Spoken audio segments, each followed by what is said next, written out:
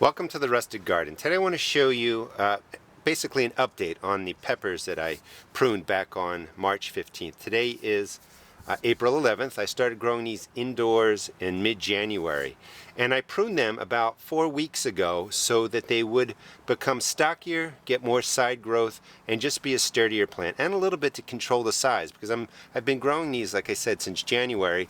They won't really go out into the garden until mid-May when it's warm enough. I don't want any cold getting them, so I'm really trying to grow them to size. And what I'm doing today is I'm moving them from these 8-ounce cups or 10-ounce cups, I forget the size, into a 16-ounce cup so that they have more room to grow and will become just bigger plants and healthier plants.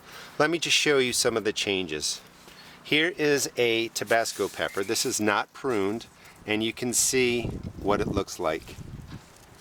Here is a Tabasco pepper planted the same time, and this one has been pruned, and you can see all the side growth. It's a little bit stockier, but they're about the same height, but all these side branches will produce peppers, and it just looks like a healthier pepper plant to me. So part of the reason of pruning is to just get a stronger plant with more side shoots, and this will get pruned again down the line. I'll show you that, but you can see, you know, the difference between these two. And here's another pepper, another Tabasco that was also pruned, and you can see lots of side shoots compared to the one where the growing tip is intact.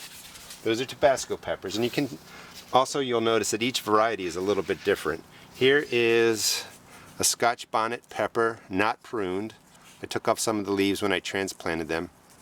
You can see how that looks. And then here is one that had the top pruned, and you can see all the side shoots coming out.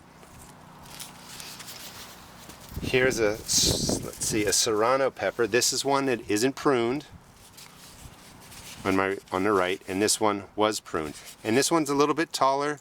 The thickness in the stems are about the same. This one is a little bit stronger. It's also starting to flower. I don't want them to flower. When you're growing peppers and you don't prune them, they're going to naturally V off. A lot of people prune at this point. I did mine a little bit early.